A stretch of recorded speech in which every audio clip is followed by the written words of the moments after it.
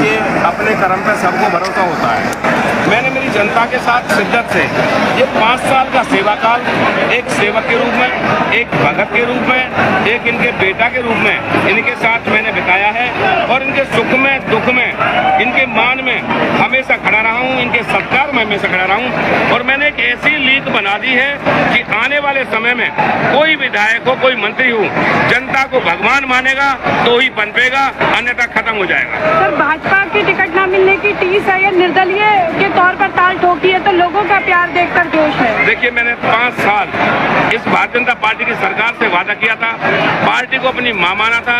Ticket कटने के बावजूद भी मेरे क्षेत्र के लोगों ने मुझे यहाँ से इंडिपेंडेंस जिताकर भेजा, पिता तुल्य लोग, देव तुल्य लोगों ने जिताकर भेजा और मैं 16,000 की जीत के साथ यहाँ से चंडीगढ़ में पहुंचाया।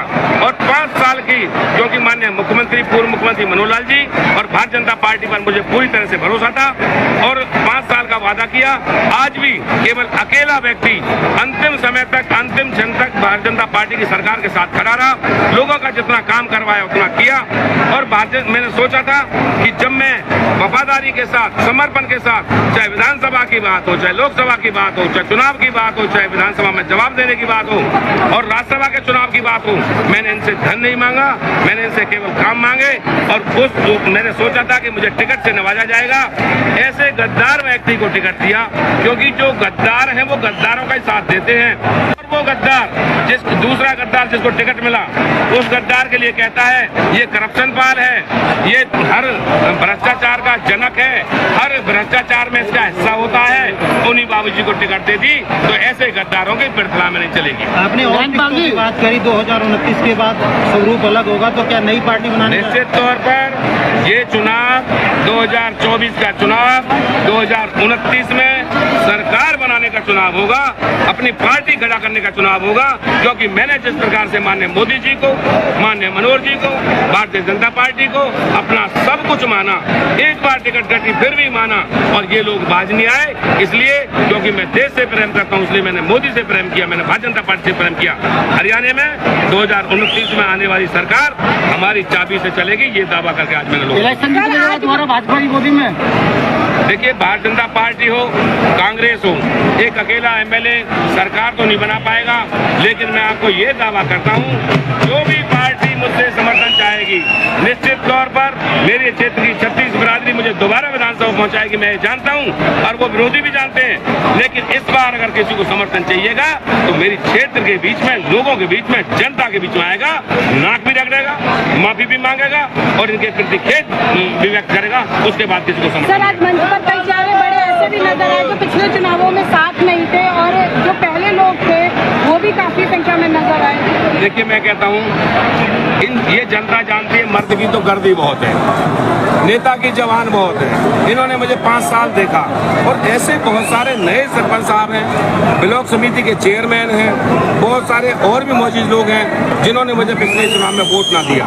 लेकिन इन 5 साल के सेवा काल से, मेरी सेवा से, मेरे लोगों की सेवा से, मैंने जनता को भगवान मानने के कारण आज वो भी खुलेआम मंच में हैं। और ये पहला मौका है, अभी सरकार का 1 महीना है, चुनाव तक कार्यकारी सरकार बनी रहेगी, उसके बावजूद जो चुने हुए नुमाइंदे हैं वो नैनपाल रावत के मंच में, इससे बड़ी बात मेरे लिए हो नहीं सकती। आज जिसका अगर नोट बरसे हैं यहाँ मंच पर, आपको लोगों ने समर्थन दिया है पैसा दे करके, क्या वोट भी उस तरीके से निकले? देखिए, मेरी जनता जानती है, जो भी छोटा मोटा मेरी कमाई, चाहे सरकार के माध्यम से, मेरे कामों से या मेरे व्यापार से जो मैंने कमाई की है वो मैंने जनता को समर्पित की है। मेरी जनता ये जानती है कि नैनपाल ने जो पैसा कमाया वो हमारे ऊपर उड़ा दिया, चाहे हारी में, बीमारी में, शादी में, संबंध में, विधवा को, एक्सीडेंट वाले को, बच्चों के नाम, वो सब मैंने दे दिया, मंदिर में, खेलों में। तो इसलिए मेरी जनता ये जानती है कि नैनपाल ने हमसे बचाया नहीं, वो जानती है कि नैनपाल का पेट भी साफ रहता है और जेब भी साफ रहता है, जितना पैसा आता है उतना ही उड़ा देता हूँ। तो इसलिए आज भी करोड़ों रुपए से